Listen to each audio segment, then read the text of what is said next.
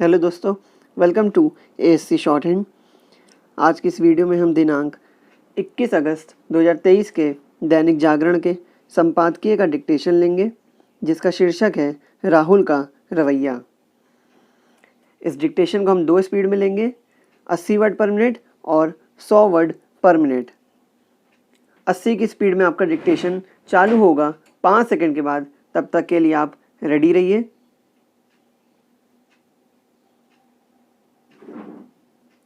Start. Ladakh की यात्रा पर गए राहुल गांधी ने कथित तौर पर वहाँ के स्थानीय लोगों के हवाले से यह जो दावा किया कि चीन ने उनकी चरागाह वाली ज़मीन हथिया ली है, उससे यही पता चलता है कि उन्हें ना तो प्रधानमंत्री की बातों पर यकीन है, ना रक्षा मंत्री की और ना ही विदेश मंत्री की।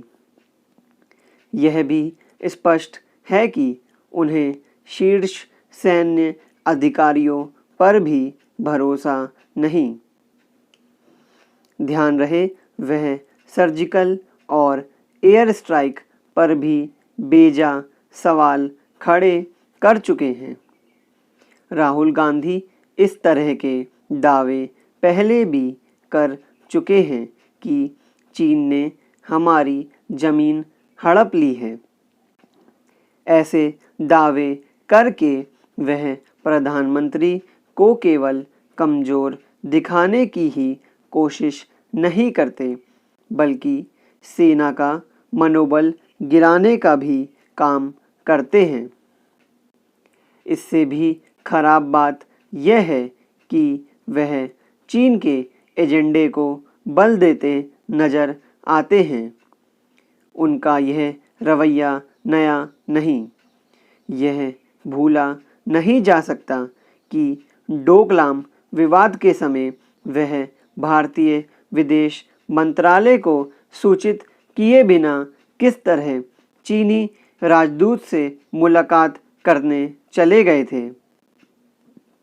जब इस मुलाकात की बात सार्वजनिक हो गई तो उन्हें यह विचित्र दावा किया कि वह वस्तुस्थिति जानने के लिए चीनी राजदूत से मिले थे। क्या इससे अधिक गैर जिम्मेदाराना हरकत और कोई हो सकती है? राहुल गांधी इस तरह का आचरण इसीलिए करते हैं क्योंकि उन्हें शासन संचालन के तौर तरीकों का कोई अनुभव नहीं। उनकी तरह सोनिया गांधी और प्रियंका गांधी भी कोई जिम्मेदारी लिए बिना पर्दे के पीछे से सब कुछ करने में ही यकीन रखती हैं। कांग्रेस की मजबूरी यह है कि वह गांधी परिवार के बिना चल नहीं सकती। चीन के साथ सीमा विवाद को लेकर राहुल गांधी जब तब प्रधानमंत्री को नीचा दिखाने के इरादे के साथ अनाप शनाप दावे करते ही रहते हैं, लेकिन वह यह नहीं बनाते कि 2008 में अपनी बीजिंग यात्रा के दौरान सोनिया गांधी और उन्होंने कम्युनिस्ट पार्टी से समझौता क्यों किया था। आज तक इस सवाल का जवाब भी नहीं मिला कि आखिर राजीव गांधी फाउंडेशन को चीनी दूतावास से चंदा देने लेने की ज़रूरत क्यों पड़ी।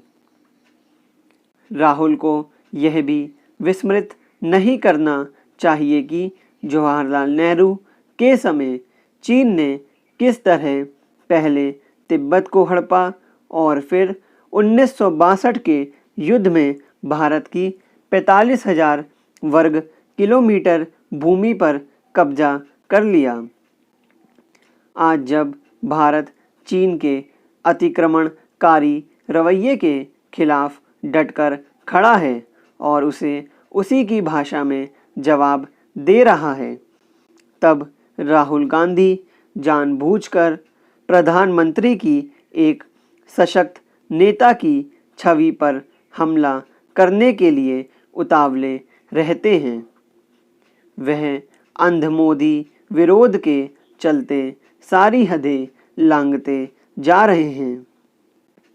वह यह बुनियादी बात समझने के लिए तैयार नहीं कि जब रक्षा और विदेश नीति के मामलों में राजनीतिक वर्ग एक सुर में नहीं बोलता तो इससे राष्ट्रीय हितों को चोट ही पहुंचती है।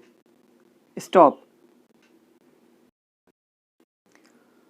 दोस्तों, इसी डिक्टेशन को अब हम 100 वर्ड पर मिनट की स्पीड से लेंगे और आपका समय चालू होगा 5 सेकंड के बाद। तब तक के लिए आप रेडी रहिए।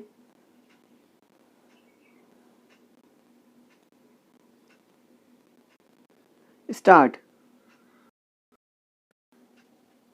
लद्दाख की यात्रा पर गए राहुल गांधी ने कथित तौर पर वहां के स्थानीय लोगों के हवाले से यह जो दावा किया कि चीन ने उनकी चरागाह वाली ज़मीन हथिया ली है, उससे यही पता चलता है कि उन्हें ना तो प्रधानमंत्री की बातों पर यकीन है, ना रक्षा मंत्री की और ना ही विदेश मंत्री की।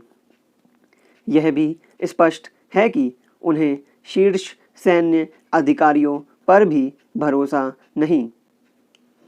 ध्यान रहे, वह सर्जिकल और एयर स्ट्राइक पर भी बेजा सवाल खड़े कर चुके हैं। राहुल गांधी इस तरह के दावे पहले भी कर चुके हैं कि चीन ने हमारी ज़मीन हड़प ली है। ऐसे दावे करके वह प्रधानमंत्री को केवल कमज़ोर दिखाने की ही कोशिश नहीं करते, बल्कि सेना का मनोबल गिराने का भी काम करते हैं। इससे भी खराब बात यह है कि वह चीन के एजेंडे को बल देते नजर आते हैं।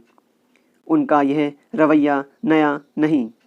यह भूला नहीं जा सकता कि डोकलाम विवाद के समय वह भारतीय विदेश मंत्रालय को सूचित किए बिना किस तरह चीनी राजदूत से मुलाकात करने चले गए थे। जब इस मुलाकात की बात सार्वजनिक हो गई तो उन्हें यह विचित्र दावा किया कि वह वस्तुस्थिति जानने के लिए चीनी राजदूत से मिले थे। क्या इससे अधिक गैर जिम्मेदाराना हरकत और कोई हो सकती है? राहुल गांधी इस तरह का आचरण इसीलिए करते हैं क्योंकि उन्हें शासन संचालन के तौर तरीकों का कोई अनुभव नहीं। उनकी तरह सोनिया गांधी और प्रियंका गांधी भी कोई जिम्मेदारी लिए बिना पर्दे के पीछे से सब कुछ करने में ही यकीन रखती हैं। कांग्रेस की मजबूरी यह है कि वह गांधी परिवार के बिना चल नहीं सकती।